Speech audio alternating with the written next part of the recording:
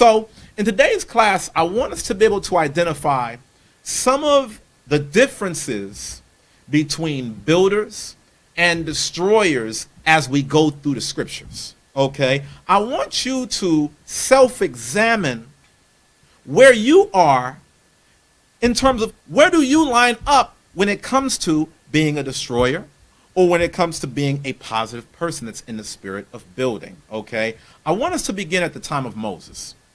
Okay? When we were established as a nation of people, I want you to see how the Most High gave us laws to follow to help ensure that we would always be in a builder's mentality. I want to show you this. This is in Deuteronomy chapter 25 and verse 5. The whole point of us getting laws, statutes, and commandments is so that way we could have a foundation to build upon in Christ. Go ahead.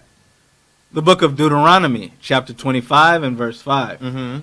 If brethren dwell together, see, and one of them die. Okay, so now this is talking about two brothers. Okay, two blood brothers. It says, if brethren dwell together and one of them die, read. And have no child. Come on. The wife of the dead shall not marry without unto a stranger. Okay, so let's say this, right? Let's say that Azaniah and I are blood brothers, right? He's single, I'm married, okay? Let's say that, God forbid, I pass away. My wife, the widow now, Azaniah is responsible by law to fulfill a particular office because of the fact that I left this earth without kids.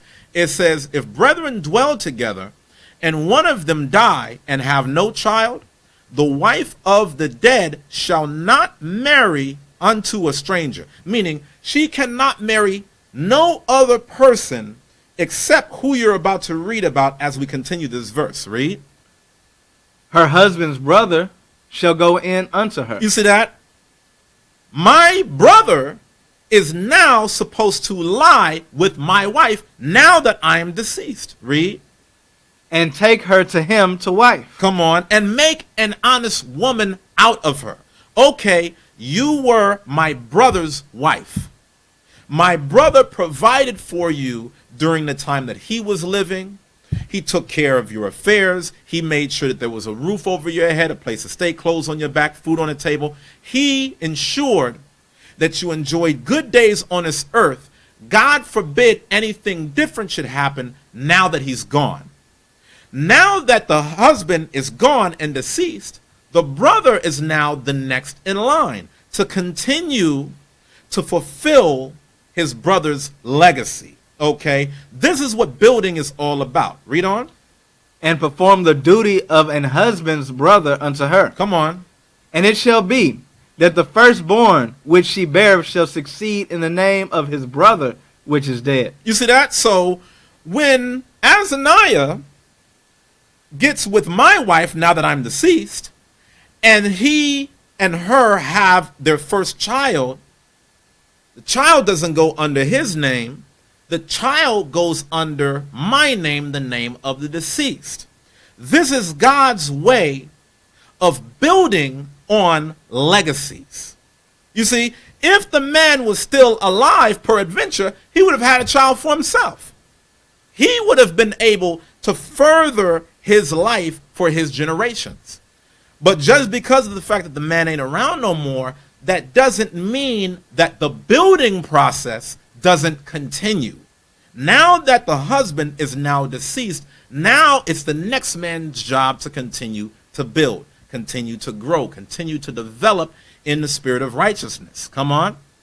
And it shall be that the firstborn which she beareth shall succeed in the name of his brother which is dead, and his name be not put out of Israel. You see that? All this was done simply so that the brother's remembrance would not be forgotten, that his name would not be put out of Israel. Let's read. And if the man like not to take his brother's wife. Now let's say that Azaniah doesn't want to take my wife. Come on.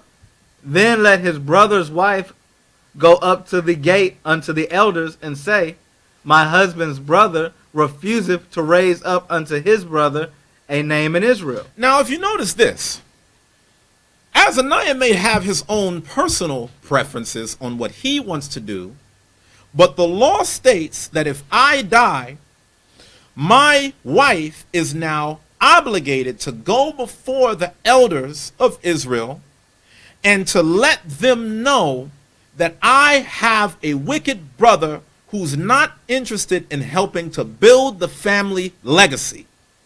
This was a law that was established to make sure that we would always continue on in a royal name. Even if a brother was no longer living, there was some righteous deed that was done to give honor to that man's name. And the wife and the brother were both responsible for making sure that that was fulfilled as a dying wish. Come on. My husband's brother refuseth to raise up unto his brother a name in Israel. Come on. He will not perform the duty of my husband's brother. So now she tells this now to the elders of the people. Come on. Then the elders of his city shall call him. Now the elders of the city who helped to execute upon the legacy of the people, they're now responsible for meeting with this man face to face. It says, once that wife now goes to the elders, tells the elders what happened, then the elders of his city shall call him, read, and speak unto him. And if he stand to it, and say, I like not to take her, I don't want this woman. This is not my responsibility. Come on. Then shall his brother's wife come unto him in the presence of the elders. Come on. And loose his shoe from off his foot, and spit in his face. Now notice this. This just wasn't something that the brother could get away with. If you did not want to help build upon your brother's legacy, you would get spit in the face. The wife would spit into the face of this brother because of the fact that he's not a builder, he is a destroyer.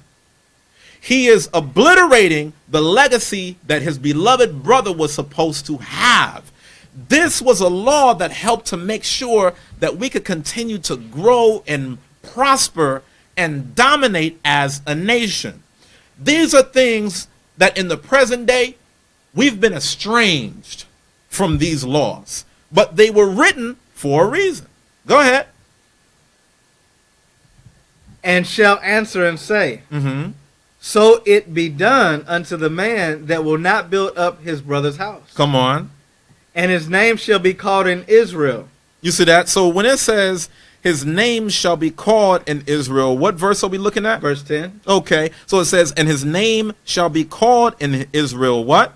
The house of him that have his shoe loose. In other words, he would be known as a destructive person among all the people. He would be called a destroyer simply because of the fact that he was not willing to build upon the legacy of the brother in terms of the future that the brother was supposed to have for his wife and his kids. Now, the thing that's crazy about this is, at one point in our nation's history, being a destroyer was a great shame, like how it says in the law. Yeah. Everybody knew, okay, this person is a destroyer, and you would change yourself accordingly. But now, in this modern day, we just do whatever we want to do, live however we want to live. We are whoever we are as a people, and this is a big part of the reason why we're still in captivity today. Was it something you was going to say? Well, you kind of hit on it. In verse 10 is saying, and his name shall be called in Israel. Like, this was going to be your reputation. This was going to be the thing that you were known for, that was going to basically be a shadow on your back for the rest of your time. That should be embarrassing. Right. That should be something you should be ashamed of. Right. But a lot of people in their destructive mindset now, there's no shame in it. Absolutely. Right. Because it's about me, myself, and I. Or we are not legacy oriented. We're not building oriented. So with that being said, in the spirit of building, write this down, brothers and sisters. Write this in your notes. Builder mentality number 1. Builders are selfless. They put the mission beyond themselves. We're going to spend the rest of this class talking about the attributes of builders versus that of destroyers.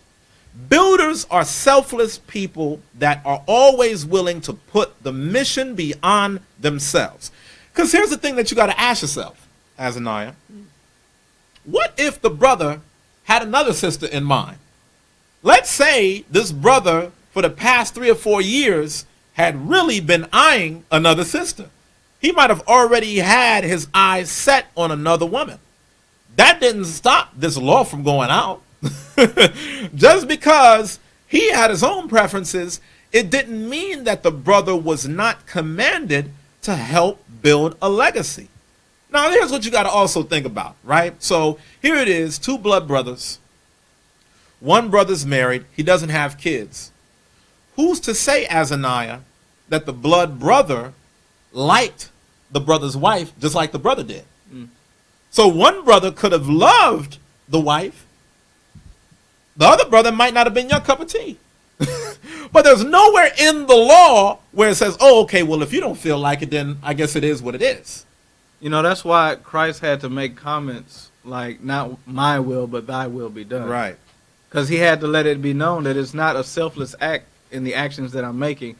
I have a mission that I'm supposed to fulfill that's already been dictated for me, and I'm going to do what that mission states. Right. I mean, these are selfless acts to benefit the nation. We're reading about a selfless act, not about what you want, also that way your people can continue to prosper within this nation, okay? A true builder focuses on the legacy of others. True builders help to empower others, okay?